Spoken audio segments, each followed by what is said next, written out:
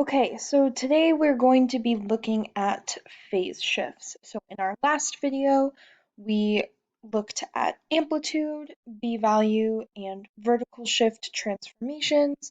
So today we're going to be focused on phase shifts.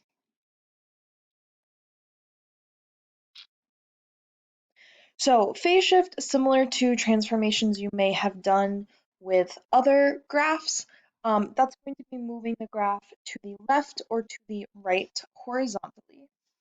Now, the big place where we have to be careful here is if we also have a b-value that not only impacts our period, but it's also going to impact our phase shift. So if we look at this first graph, there is no b-value. So this is going to help make things a little bit easier. So our amplitude we can see is 4.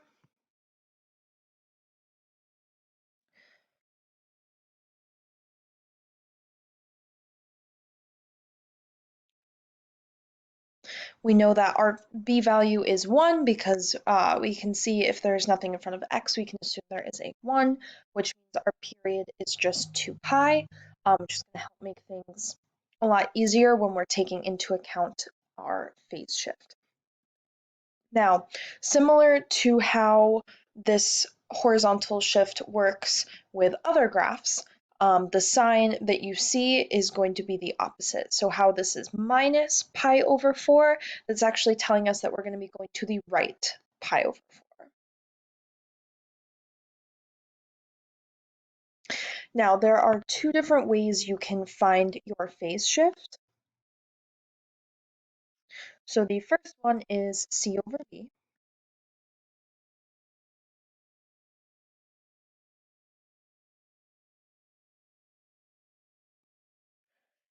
And that is telling me that this is once again going to be right pi over 4.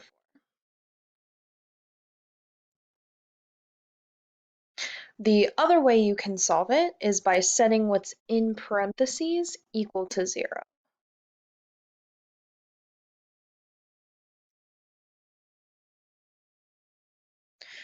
That is actually telling us that our first critical angle, rather than being at 0, is going to be over at pi over 4. So both of these will give us the same answer, just if we're doing it this way, we have to be careful, making sure that we are being cognizant of whether or not we are going to the right or to the left. And then from there, we're going to take our critical angles that we determined from our period, and then we are going to add or subtract our phase shift. So critical angles from my period are 0, pi over 2, pi, 3 pi over 2, and 2 pi. So once we have our angles here, we're going to add our phase shift, right? Because we are going to the right pi over 4, so I'm going to add pi over 4 to all of my critical angles. And then from there, we are going to continue on as we normally would when graphing sine. So we know our pattern of sine is 0, 1, 0, negative 1, 0.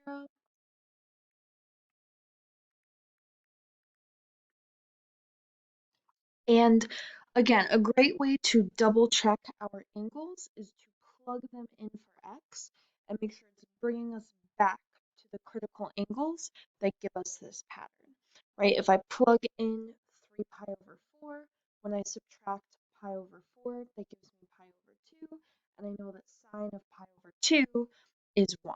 So it brings me back to my original values, which is what I'm looking for, that original pattern from the unit circle. So from there, I'm going to multiply by my amplitude, and then I can plot my points on my graph. It should look like this.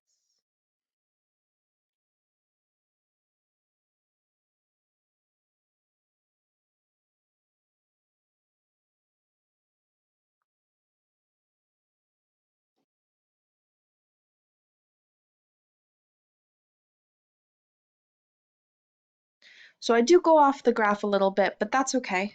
And we can see here clearly, right, sine usually starts right here, and we can see that each point seems to have just shifted to the right pi over 4. Okay, so now I want to look at another example that does have a b value. So, oh, you can already see I was starting to write here, but I'm going to the right. So looking at this problem, I see an amplitude of 2, I see a b value of 2, and I see I have a c value to the right 2 pi over 3. And notice I said a c value, right? Because my phase shift is affected by my b value. So if I take note of all of this, I have my amplitude of 2, I see my b value of 2, and I know my period is always 2 pi over b. So I'm going to plug in that 2, and I'm going to simplify and get that my period is just pi. So to find my critical angles before my phase shift, just of my period, I'm going to do that period divided by 4, and it should look like this. So I get pi over 4, so I know starting at 0, each critical angle will be pi over 4, noting that my last critical angle is the same as my period. So my next step is going to be dealing with this phase shift. So again, I'm going to show you both ways that we can look at this. So first way, we're going to look at C over B.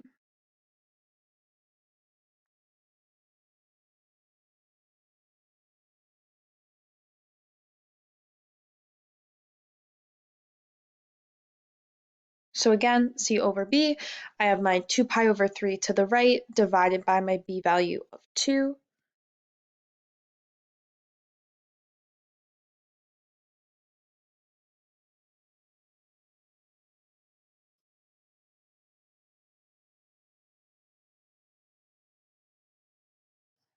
So if I do keep, change, flip, I'll be able to cancel the 2's and I'm left with pi over 3. So I'm moving pi over 3 to the right.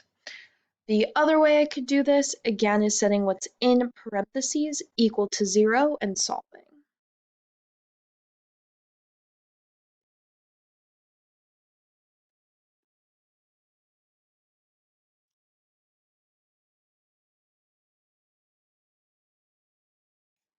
So this will tell you where the new angle is, right? If I'm starting at 0, I'm going to add pi over 3 and I'll end up right here. Whereas this one, we want to make sure we're remembering that this is telling us to the right. Making sure we remember that, because over here with our critical angles, we're going to want to add pi over 3 to all of these angles. So I'm going to add them, do some common denominators so I can add fractions, and I'll be right back. Okay, so when I do that, I am left with, so I'm getting that common denominator of 12, and I'm left with these angles. So I can simplify some of them, right? 10 pi over 12 simplifies to 5 pi over 6.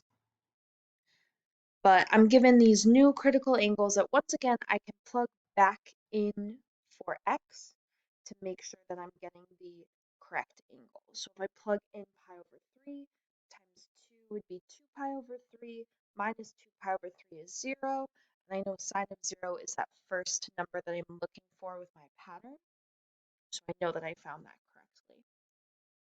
So from there, I let you scale your x-axis accordingly. So you can't move 0.